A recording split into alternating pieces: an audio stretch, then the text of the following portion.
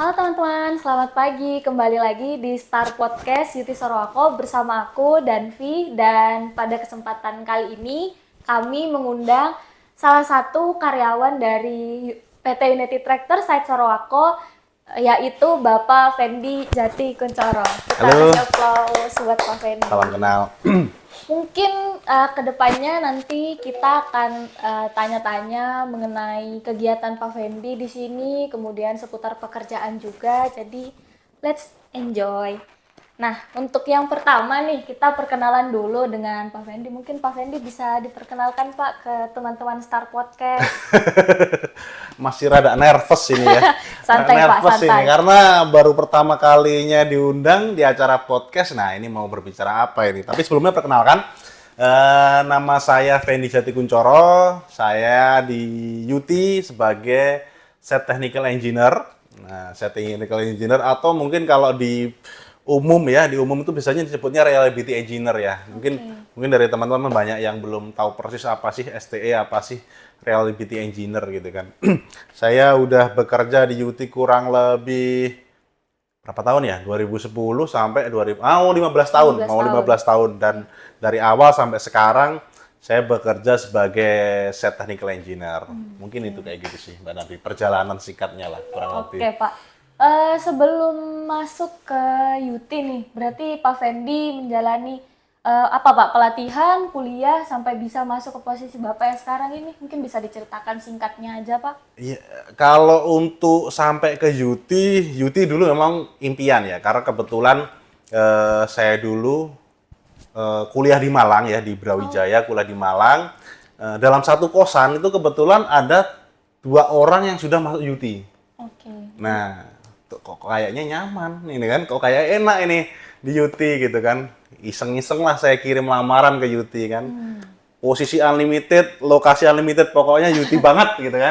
Yuti banget, saya kirim set. Nah, udah lama itu. Saya tuh sampai udah bekerja mulai dari Huawei. Oke. Sebentar, walaupun sebentar-sebentar ya, kan namanya mencari jati diri kan, saya berpersepsi kalau saya bekerja bukan di bidang yang sesuai dengan keahlian saya, kesukaan saya nggak akan bertahan lama. Nah, itu kan di Huawei itu bekerja sebagai drafter ya di Huawei. Saya merasa nanti kalau saya bekerja di bidang ini, berkutatnya bidang ini juga. Pindahlah ke bidang pabrik ya, food ya, kebetulan di Garuda Food. Di Garuda Food sebentar, sama kok kurang nyaman di area production makanan gitu. Pindah lagi ke Aqua. Pindah lagi Aqua. Dan setelah pindah Aqua nganggur tuh. Nganggur tapi dengan PD. Pasti saya keterima di UT karena sewaktu keluar dari Garuda Food sudah mulai ada panggilan dari UT. Oke. Berangkat pertama pun saya udah yakin pasti keterima. Walaupun yang daftar banyak dan saya yakin pasti nggak tahu aja, feeling aja. Keterimalah di UT gitu kan. Sampai sekarang. Kalau untuk masalah bisa sampai ke UT ya itulah udah ada yang ngaturnya gitu kan. Betul. Oh, berarti awalnya kuliah di Malang, terus Pak Fendi sebelum ke UT sudah pernah kerja di beberapa perusahaan. Walaupun sebentar-sebentar, mungkin hitungan seminggu keluar, ada yang 3 bulan keluar, ya ada lah. Cuma nggak sampai yang lama-lama. Paling karena yang saya yakini tadi, kalau saya sudah terlanjur masuk ke dunia produksi atau dunia IT terlalu lama, nanti berkutatnya di situ ya. Padahal yang tak inginkan memang di pertambangan. Oke. Berarti dari awal memang fokusnya dan pengennya di pertambangan. Pertambangan, betul. Oke, kemudian kalau fokus pekerjaannya Pak Fendi sendiri ini sebagai seorang STE itu apa sih Pak? Jadi kalau di STE itu ya memang jarang ya, bahkan internal UT pun tidak banyak yang tahu karena STE ini mungkin salah satu posisi untuk profesional ya. Jadi kalau di UT kan ada profesional, ada generalis ya. Kalau profesional ya selamanya akan di posisi itu terus. Nah, di STE sendiri apa sih pekerjaan STE sendiri? Jadi Mbak Danvi pernah nggak kalau untuk bukan udah lama nih kerja di area pertambangan, tahu nggak sih perawatannya alat itu seperti apa gitu? Enggak sih. Nah itu, kalau jadi STE itu fungsinya kalau ngomongnya kan bahasa lainnya reliability engineer. Reliability engineer itu adalah orang yang merekayasa supaya keandalan unitnya atau keandalan alatnya itu dalam kondisi yang bagus. Jadi yang menjaga performanya dari unit yang bagus ya memang Seorang bagian ST. utama dari pekerjaan saya. Oke. Entah bagaimana cara pekerjaannya gitu kan. Nah, seperti itu. Berarti selama Pak Fendi bekerja ini kan berapa tadi Pak? 15 tahun. 15 tahun. Itu dari awal bekerja emang udah di Sorowako apa gimana? Awal saya bekerja itu mulainya dari Batu Kajang ya, Kalimantan Oh, Timur. oke. Saya lebih banyak habis waktunya tuh di area Kalimantan. Jadi Batubara mulai berarti. batu bara, betul. Backup terbiasa dengan batu bara yang intensitasnya dan pressure-nya lebih tinggi daripada yang sekarang di nikel. Berarti udah di Sorowako berapa lama ini Pak? Di Suraku kurang lebih mau 8 tahun. Oke. Masih sebentar. Lama sih Pak itu. Masih sebentar. Oke, berarti selain bekerja nih, pasti kan Pak Fendi ada kegiatan lainnya. Apa itu Pak? Mungkin ada? Kalau kegiatan lain, kebetulan sibukannya sekarang nih tahun sibuk-sibuknya dan memang harus saya jalanin. Saya kebetulan lagi sedang kuliah dua kuliah. Yang pertama sebagai program profesi insinyur di UI, yang kedua sebagai magister S2 di SGU ya. Jadi saya ambil tentang master mechanical engineer. Dan kebetulan ini bulan-bulannya tesis, jadi ada kuliah 2, bimbingan tesis, plus kebetulan ada usaha bengkel kecil-kecilan di luar kayak gitu. Berarti sangat-sangat produktif ya Pak ya. Berarti kemarin Pak Fendi gelarnya apa nih waktu lulus kuliah ST? ST, sementara ini masih ST. Kedepannya harapannya semoga lancar lulus ya. MT plus IR, depannya IR. Oh iya, IR. keren banget.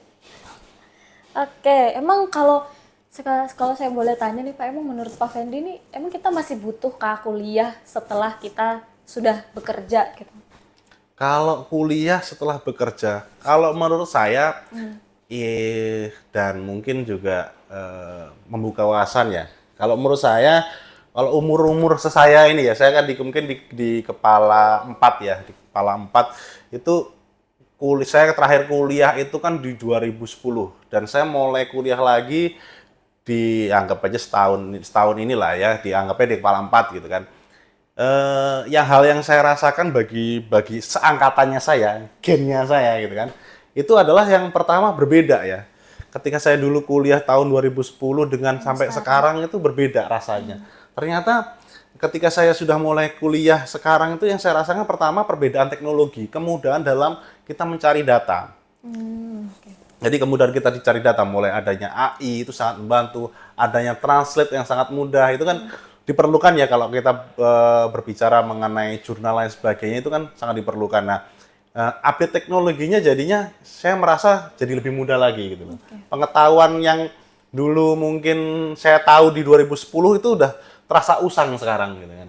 Jadi lebih refresh lagi pola pikir mengenai update tentang semuanya ya, mulai dari teknologi terus kemajuan itu lumayan mengupdate kita, dan secara gaya berpikirnya otomatis akan refresh lagi karena dosen-dosen yang sekarang saya ajarkan ke saya itu kan ya mengikuti dengan generasi yang sekarang ya. Generasi yang sekarang mungkin yang generasi Gen Z ya. Nah, itu polanya sama cara mengajarnya. Jadi seolah-olah bodinya Gen X ya, tapi otaknya seolah-olah Gen Z gitu.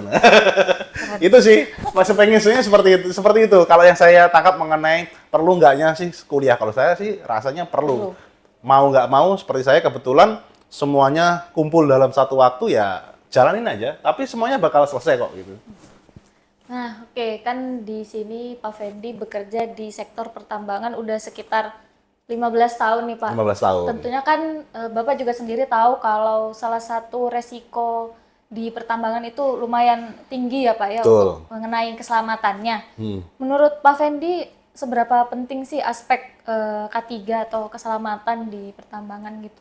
Nah, itu pertanyaan bagus. Sekarang kebetulan tadi saya habis bahas masalah insinyur, sekarang Mbak Darvin bahas masalah mengenai keselamatan ya, safety di area pertambangan. Sebenarnya kalau saya baca area pertambangan itu walaupun resikonya paling besar, tapi tingkat kecelakaan kerjanya paling kecil.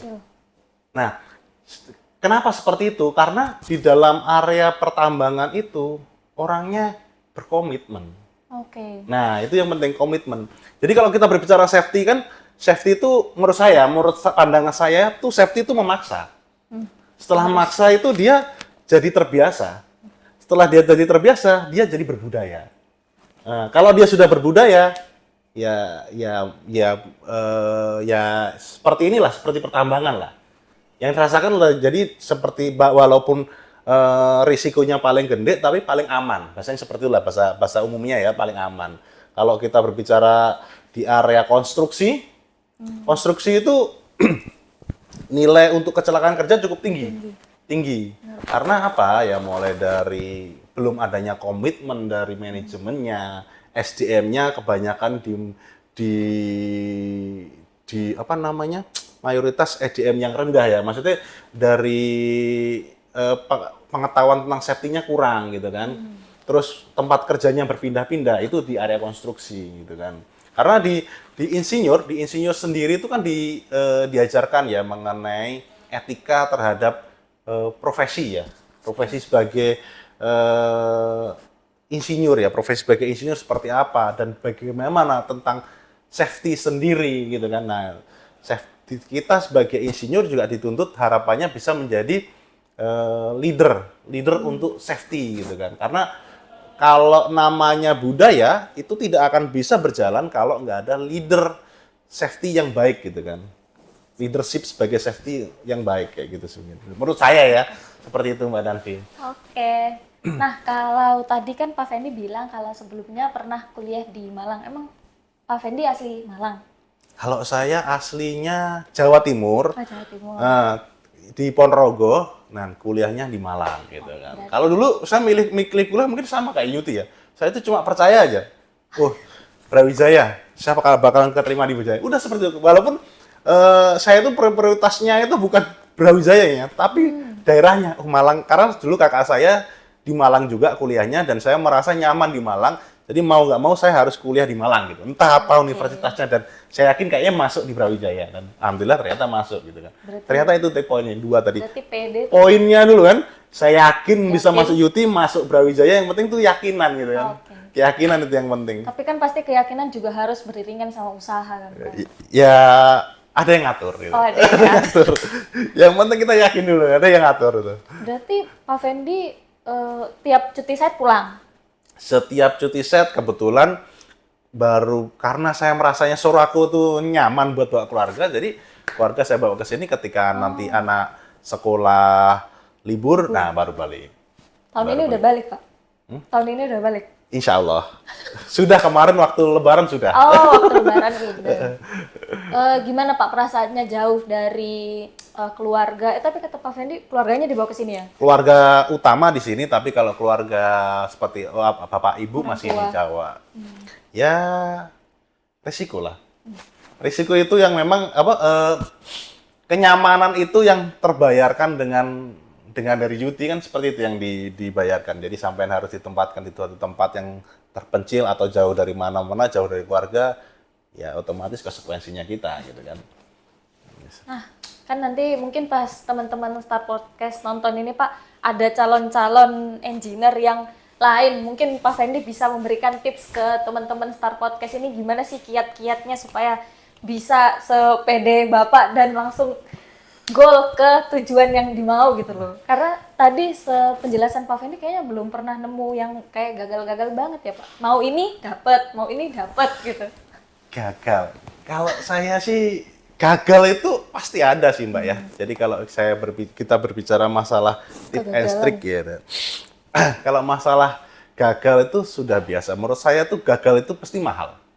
Saya tuh karakter orang yang kalau saya mau belajar sesuatu, kamu harus berinvestasi yang memang akhirnya kamu bisa mau contoh sederhana biar nggak bingung ya.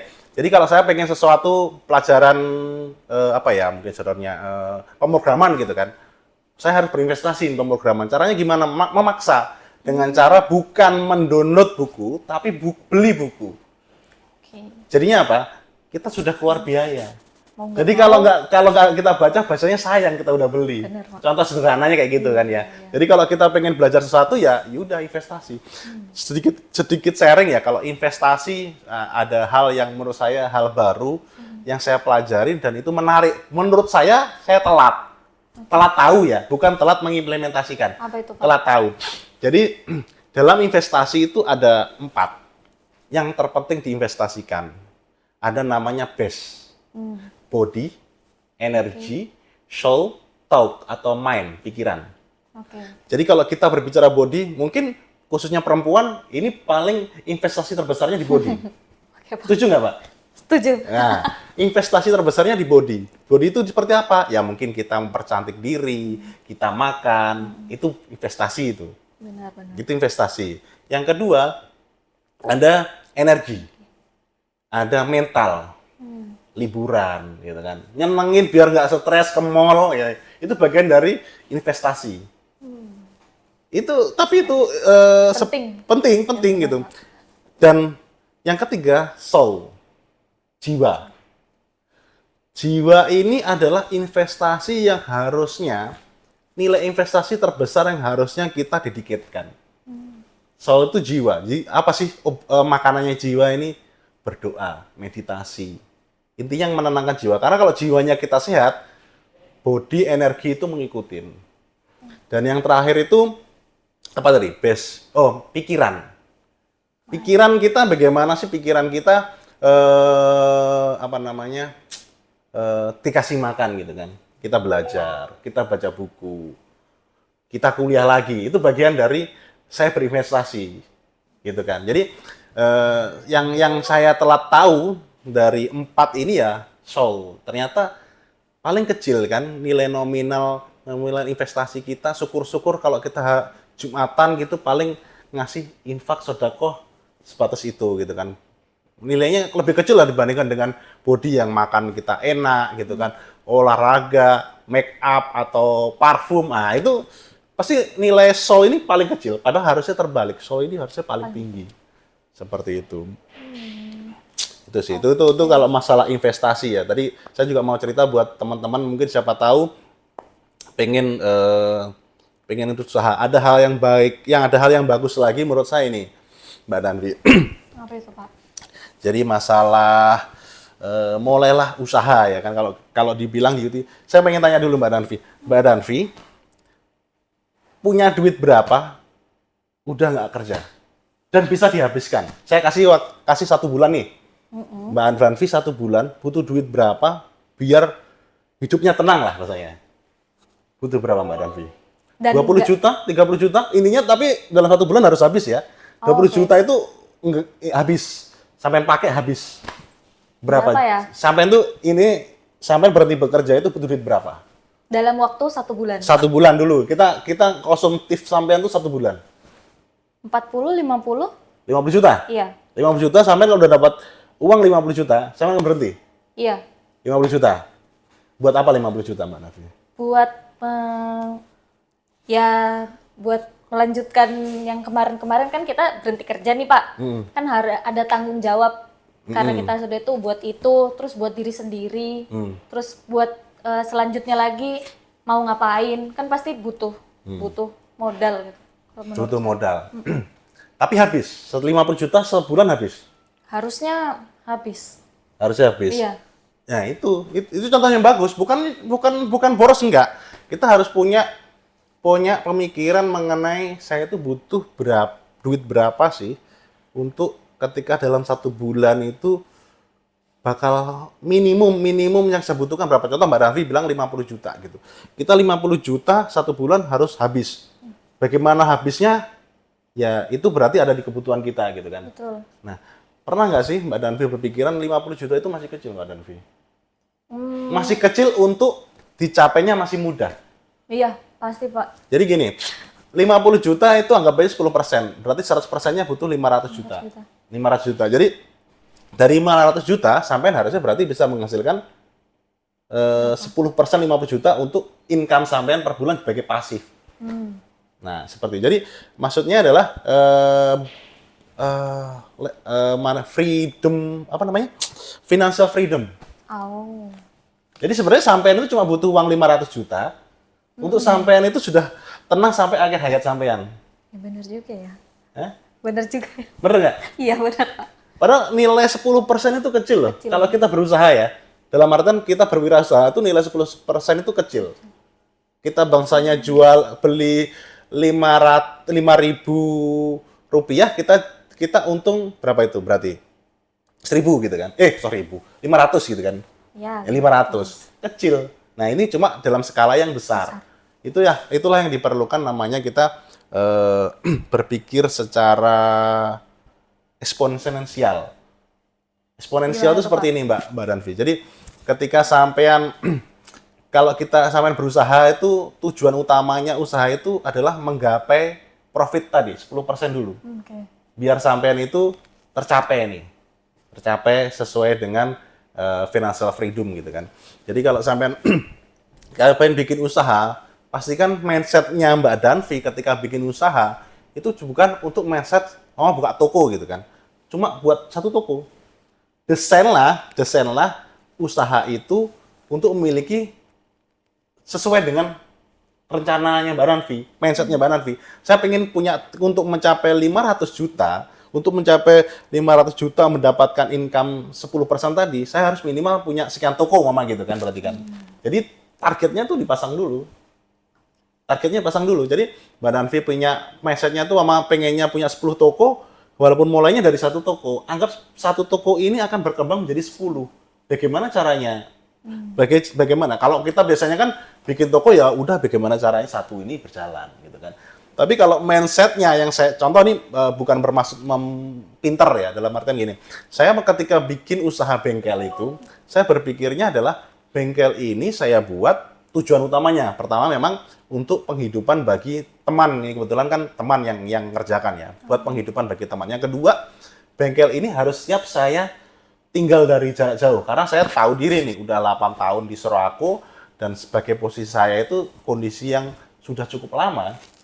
Sudah lama 8 tahun. Biasanya 3 tahun, 5 tahun udah pindah gitu kan. Dan saya harus siap dengan kondisi tersebut. Makanya bagaimana caranya bengkel itu bisa berjalan dengan cara saya sudah otonom gitu kan. Jadi saya harus siapkan sistemnya, aplikasinya gitu kan.